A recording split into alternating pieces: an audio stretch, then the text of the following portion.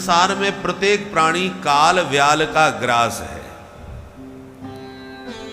व्याल माने सर्प, काल रूपी महासर्प मुंह फाड़ के बैठा है। हम लोग सब उसी के मुंह में बैठे हैं। कब किसको किस पल घटक जाए कोई पता नहीं, इसलिए इसका नाम है मृत्युलोक। मृत्युलोक का मतलब जो जहां आया है एक न एक दिन उसको जाना पड़ेगा, इसलिए इसका नाम मृत्युलोक है। आया है सो जाएगा, राजा रंक फकीर कोई भी हो, बड़े बड़े संत भी आते हैं जाते हैं, यहाँ का नियम है, इसलिए इसका नाम मृत्युलोक है। आपने जगह जगह बोर्ड लगे देखे होंगे, कृपया गाड़ी कोई खड़ा न करे, यहाँ गाड़ी खड़ी करना मना है, यहाँ पर बातचीत करना मना है।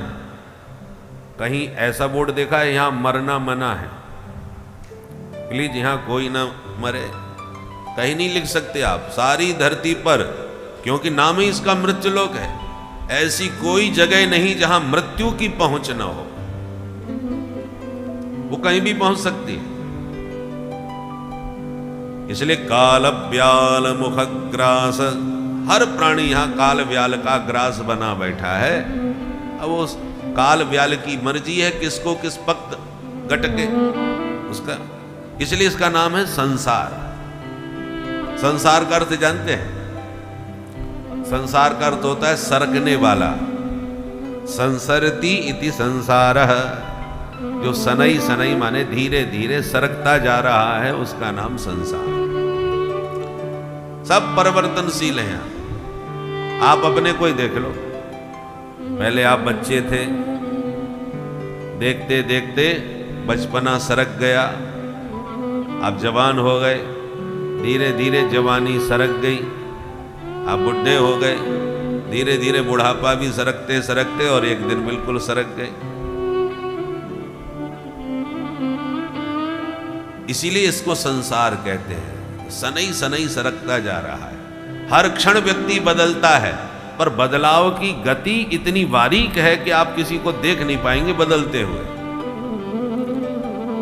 आप किसी को 24 घंटे देखते रहो टुकुर टुकुर, वो कब बदला, कितना बदला, कैसे बदला, आप नहीं समझ पाएंगे। समझ में कब आएगा? जब किसी को 10 साल के बाद देखेंगे, अरे साहब आप तो बहुत बदल गए, बहुत मोटे हो गए, या बहुत पतले हो गए, या बहुत काले हो गए, या बड़े गोरे हो गए। परिवर्तन तो होता है, परंतु 10-5 साल के बाद किसी को देखोगे तब वो बारीक से बदलता हुआ परिवर्तन आपको एक साथ दिखेगा। परंतु वो 24 घंटे आपके साथ में रहे तब नहीं देख पाएंगे आप ये कब बदल गया, कैसे बदल गया। इसलिए इसका नाम संसार है। ये बहुत धीरे धीरे बदलता है, सरकता है, और सरकते सरकते एक दिन सरका के ले जाता है, सबकी आंखों से ओझल कर देता है। परंतु ये पक्की बात है, यहां कोई ना परमानेंट। चाहे लगा लो ओ के साबुन, चाहे लगा लो सेंट, यहां पर कोई ना परमानेंट। काम क्रोध मद लोभ मोह के खुले हैं रेस्टोरेंट। काम क्रोध मद लोभ मोह के खुले हैं रेस्टोरेंट, खा लो पी लो मौज उड़ा लो फिर होगा पेमेंट। यहां पर कोई ना परमानेंट, परमानेंट कोई नहीं है। बड़े बड़े दिग्गज लोग आए, धीरे धीरे सब चले गए।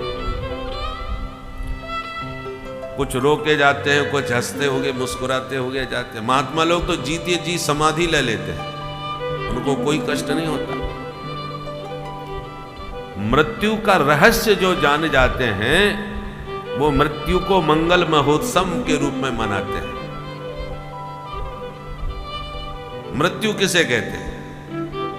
विचार कीजिए थोड़ा। मृत्यु का ही एक दूसरा नाम है चिर निद्रा। चिर निद्रा माने हमेशा के लिए सो जाना। सोते तो हम प्रतिदिन हैं, रात में सोते हैं, सवेरे जग जाते हैं, परंतु चिर निद्रा उसको कहते हैं जो सोया तो सोते ही रह गया, उसको मृत्यु की निद्रा कहते हैं। अब जरा विचार है, लोग कहते हैं मरते समय बड़ा कष्ट होता है भाई। अब थोड़ा विचार करो, मृत्यु में कष्ट होता है कि नहीं? अब जिसको एक्सपीरियंस तो किसी को हो नहीं सकता, जो गया वो बताने के लिए आने वाला नहीं, तो कैसे पता चले कि मरने में कष्ट होता है कि नहीं होता भाई? तो एक व्यवहारिक दृष्टि से विचार करो, जब मृत्यु को चिर निद्रा का नाम दिया गया है तो निद्रा का ही दूसरा स्वरूप मृत्यु है। गहरी नींद में सोने के बाद हमें कुछ भी होश नहीं रहता कि दुनिया में कहां क्या हो रहा है, सब दुनिया भुला दी है, त्याग दी है। बिल्कुल वही स्थिति मृत्यु में होती है, मरने के बाद सब छूट गया। नींद में भी सब कुछ छूट जाता है। तो जरा विचार करो, नींद में किसी को कष्ट होता है क्या? बिल्कुल नहीं होता। बल्कि नींद ना आवे तो लोग नींद की गोली खा करके सोना चाहते हैं। नींद इतनी प्यारी चीज है कि उसके सामने सब बेकार। नींद से ज्यादा प्रिय वस्तु संसार में कुछ नहीं हो सकती। आपका कितना भी पुराना घनिष्ठतम मित्र हो, वो भी बरसों बाद आपसे मिलने आए, कितना आनंद आएगा जरा सोचिए उससे मिल करके। पर कितना भी उससे मिलने में आनंद आ रहा हो, कितनी भी बढ़िया गपशप लग रही हो, जब रात के 12-1 बजने लगते हैं तो कहना पड़ता है भैया अब नींद आ रही है, अब आप भी सो हम भी सोए। विदा लेनी पड़ेगी ना। निद्रा के सामने कोई चीज, आपको जब गहरी नींद आ रही हो तो कोई 56 भोग ला के भी रखे, साहब क्या बढ़िया भोजन बनाए पाइए, बोले साहब इस समय सोने दीजिए, हम कल खाएंगे, अब भोजन की इच्छा नहीं है। आप कल्पना कीजिए, नींद से अधिक प्यारा कोई संसार में है? कोई नहीं हो सकता। पत्नी कितनी भी प्रिय हो, प्यारी हो, सुंदर हो, परंतु जब नींद गहरी आती है तो आपको उससे भी विदा लेना पड़ता है, उसको भी छोड़ के अंतर्मुखी बनना पड़ता है। मां का बच्चा कितना प्यारा होता है, हृदय का टुकड़ा कहती है, 24 घंटे उसे छाती से लगा के रखती, कितना प्यार करती है मां। पर वही बच्चा जब गहरी नींद मां को आ रही हो और बच्चा बार बार रोवे तो वो भी 2 थप्पड़ मार देती है, कमबख्त सोने भी नहीं देता ढंग से। आप किसी को भी देख लीजिए, नोट सबसे प्यारे लगते हैं ना। अब किसी ने ढेर सारे नोट दिए और बोले फटाफट गिनो इनको, अब गिनते गिनते रात के 1-2 बज गए। अरे भैया अब तो रहने दो, अब हम पहले सोएंगे, बाद में कल देखेंगे। तो चाहे नोट हो, चाहे बेटा हो, चाहे बेटी हो, चाहे पत्नी हो, चाहे मित्र हो, कोई भी हो, नींद से ज्यादा प्यारा कोई नहीं। तो नींद जब हमें इतनी प्यारी लगती है और चिर निद्रा मृत्यु का नाम है, तो फिर निद्रा में कोई कष्ट नहीं तो मृत्यु में कष्ट क्यों होता है भाई? मृत्यु में कष्ट होता तो है, परंतु एक ही कारण है उसका। क्या? कि आप नींद में जब जाते हैं तो आपको इतना ज्ञान है कि गहरी नींद में सोएंगे, सवेरे जगने के बाद एकदम सारी थकान उतर जाएगी।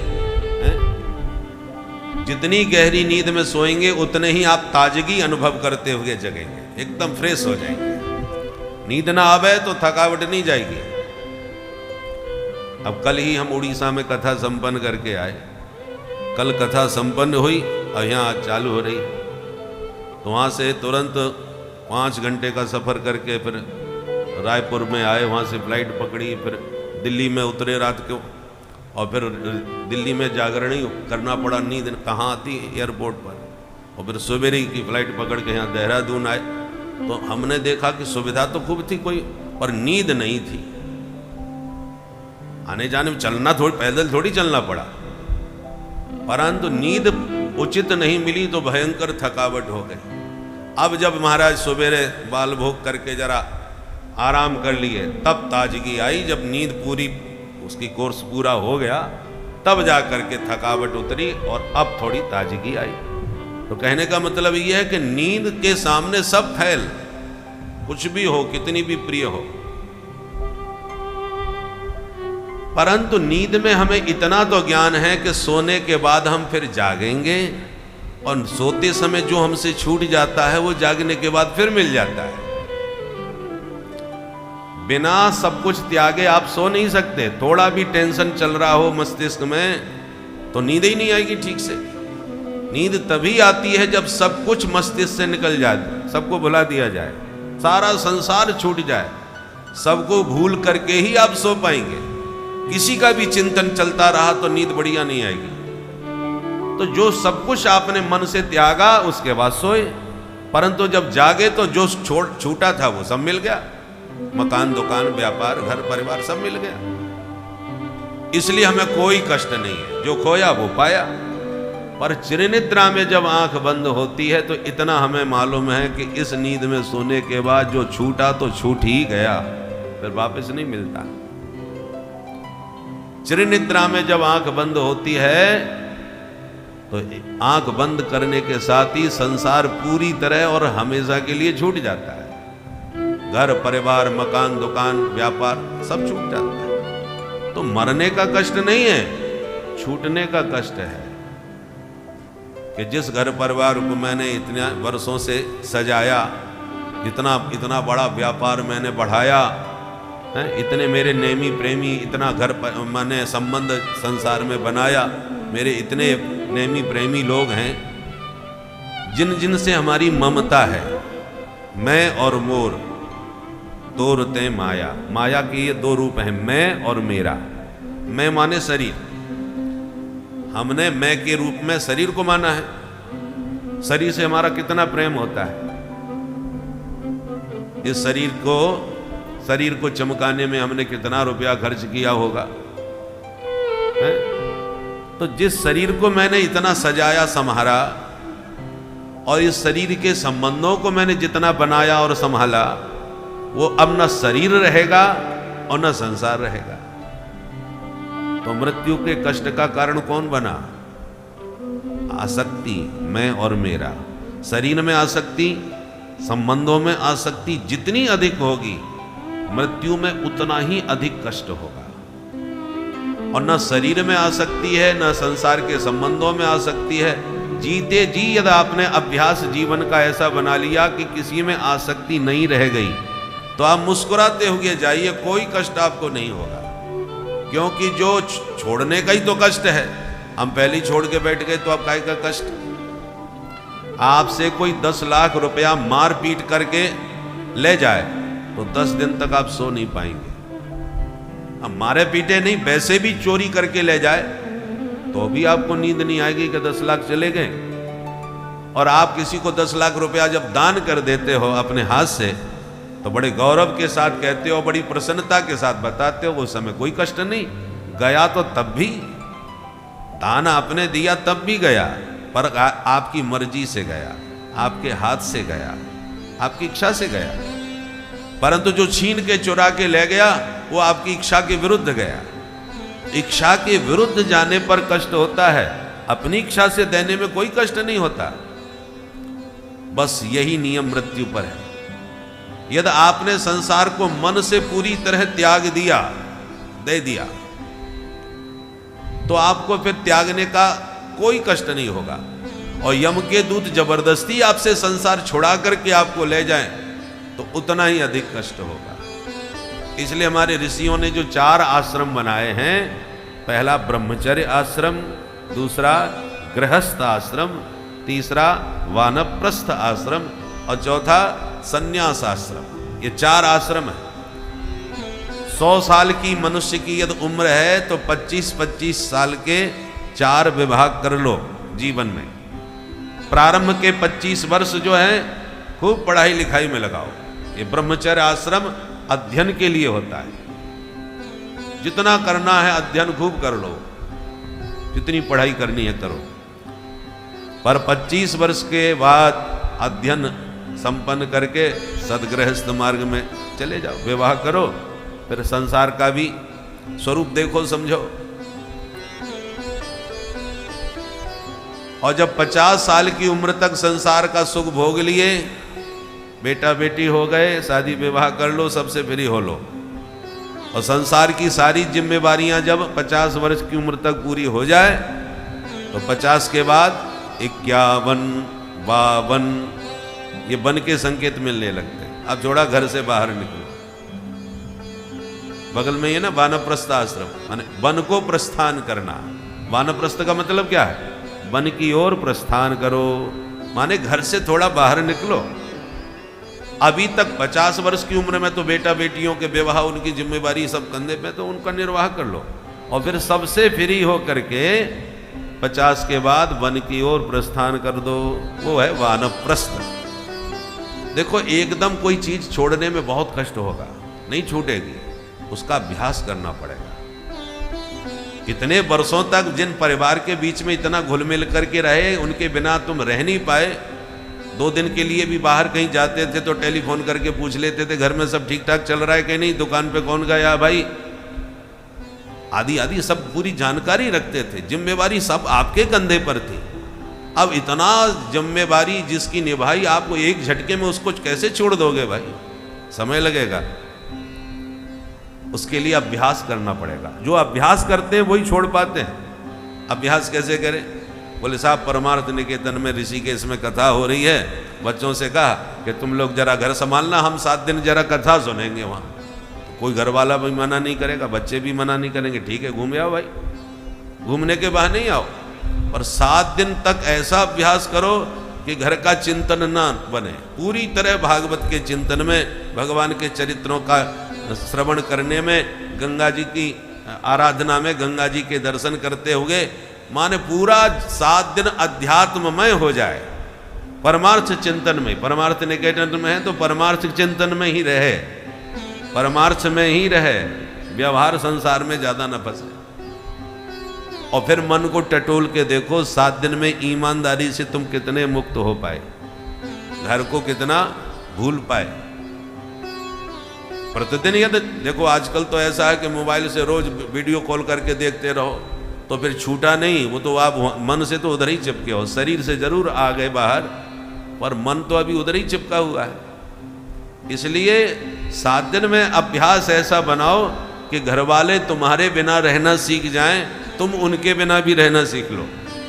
7 दिन के लिए समय निकालो, फिर दोबारा कभी योजना बनाओ कि साहब अब के कार्तिक महीना आ गया है, हमारा मन है अब की बार तो पूरे 1 महीना कार्तिक गंगा नहाएंगे। 1 महीने का अभ्यास बनाओ, और ये तभी होगा जब जिम्मेवारी तुम्हारी पूरी हो जाएंगी। जिम्मेवारी होगी तो भागना पड़ेगा। धीरे धीरे बच्चों को जिम्मेदार बनाओ। जब आप नहीं रहोगे तो जिम्मेवारी अपने आप उनको निभानी पड़ेगी।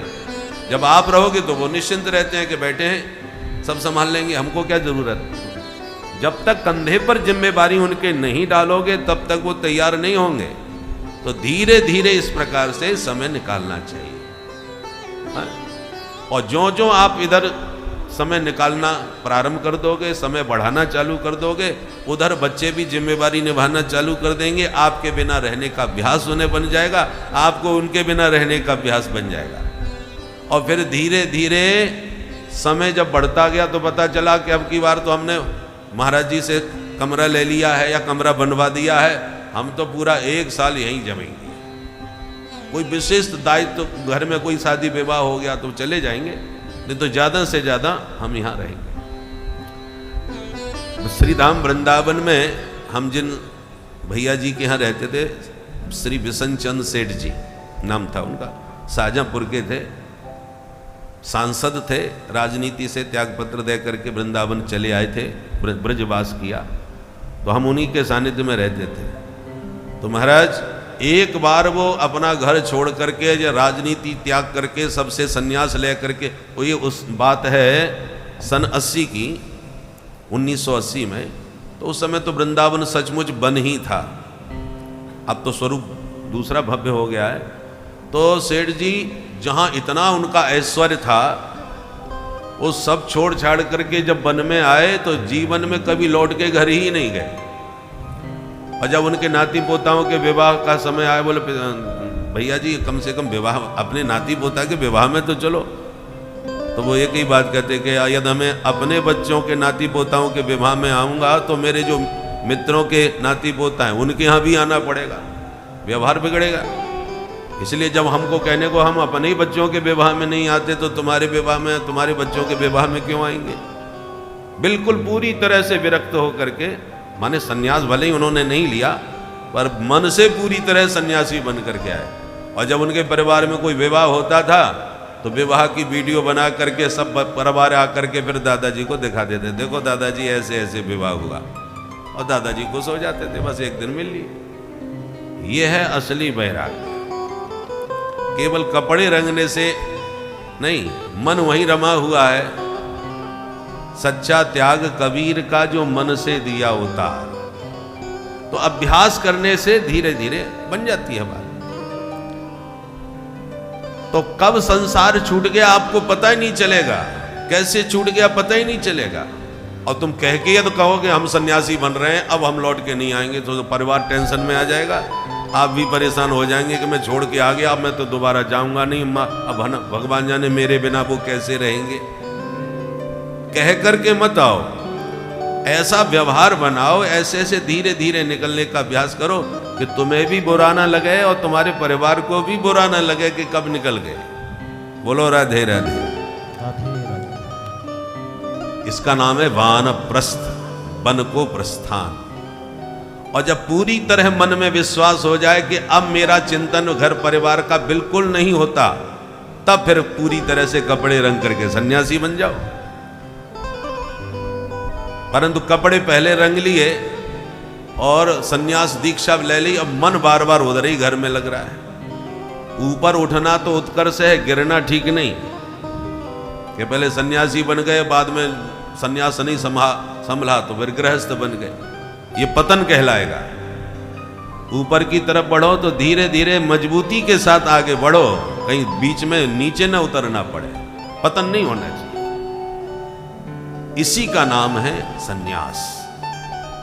तो त्यागना तो पहले पक्का है, ये निश्चित है एक न एक दिन तुम्हें त्यागना पड़ेगा। यम के दूत मारपीट के तुमसे संसार छुड़वाएं या आप अपनी मर्जी से छोड़ें, अंतर सिर्फ सीधा है। आप मन से इस प्रकार विवेक पूर्वक छोड़ोगे, कोई कष्ट नहीं होगा छोड़ने का। और अचानक यमदूतों ने आकर के आपसे छुड़वाया तो भयंकर कष्ट होगा। उन्हीं के लिए श्री शंकराचार्य भगवान ने कहा, अंत काले महादुखम तस्मात् जागृति जागृति, जन्म दुखम जरा दुखम जाया दुखम पुनः पुनः, अंत काले महादुखम तस्मात् जागृति जागृति। उन लोगों के लिए कहा कि अंत काल में भयंकर दुख होगा, इसलिए पहले से अभ्यास करो। देखो पुराने जमाने में छोटी बच्चियों का विवाह हो जाता था, बहुत जल्दी विवाह कर देते, तो माता पिता बेटी को बचपन से ही सिखाते रहते थे, बेटी तेरे को पराए घर जाना है, कुछ ऐसा सीख करके जा कि हमारे खानदान का नाम बदनाम ना हो, कोई कहे कि हाँ माता पिता ने कितना बढ़िया संस्कार दिया। ये बच्ची को बचपन से ही माता सिखाती रहती थी, तो बच्ची का मन तैयार हो जाता था कि मुझे एक न एक जाना पड़ेगा। पहले ही उसका मन परिपक्व कर दिया जाता था, जाने के लिए उसकी मानसिकता तैयार कर दी जाती थी। और जब जाने का दिन आता था तो सजा धजा करके दुल्हन बना करके और पति के हाथ उसे सौंप करके विदा कर दी जाती थी। परंतु जब जो बेटी इतने लाड़ प्यार से घर में पली है, अब उसको विदा करोगे तो कष्ट तो होगा। अब रो के करो या हंस के करो, ये तो पक्का है कि एक ना एक दिन इसको पराए घर जाना है, तो मानसिकता पहले से ही तैयार है, इसको विदा करना है, तो सजा धजा करके आप विदा करो। परंतु यदि बेटी को अचानक कभी ना बताया जाए कि तुम्हें जाना है, वो तो अपना ही घर मान के रह रही है, और अचानक उससे कहो बेटी जाओ, अब तुम इस घर की नहीं रही, तुम्हारा दूसरा घर हो गया, वो बेचारी परेशान हो ही जाएगी। तो जो बेटी के विदाई की स्थिति होती है, बिल्कुल वही इस जीव की विदाई की स्थिति होती है। दोनों की काफी समानता है, आप देख लीजिए। पुराने जमाने में बेटी की विदाई होती थी तो कहार डोली लेकर के उसको बैठा करके जाते हैं, डोली में बैठा करके दुल्हन को विदा कर देते। और जीव जब इस जगत से जाता है तो उसकी भी डोली लेकर के जाते थे। कन्या को जैसे सजाया जाता है विदाई के समय, ऐसी जीवात्मा को भी जिसका शरीर छूटता है उसको भी नवा धोवा के नए कपड़े पहना करके सजा करके विदा करते हैं। दोनों स्थिति, बेटी की विदाई में भी विलाप होता है, दुखी होकर के सब लोग उसको विदा करते हैं। ऐसी जीव जब संसार से जाता है उसे भी रोग आकर के विदा करते हैं। जब लेबुआ आते हैं ना, बेटी के लेबुआ, वो भी कहते हैं भाई जल्दी करो, हमारी गाड़ी छूट रही है, यहाँ पे बहुत लंबा सफ़र करना है, वो भी जल्दी जल्दी करते हैं। उसी प्रकार जब जीव जाता है तो घर के लोग तो उस बेचारे उसको घेर के रहते हैं, और बाहर वाले बिल्कुल डोली तैयार करके कहते भाई जल्दी करो, विलम्ब हो रहा है, वो भी जल्दी जल्दी करते हैं। दोनों स्थिति बिल्कुल एक सी लगती।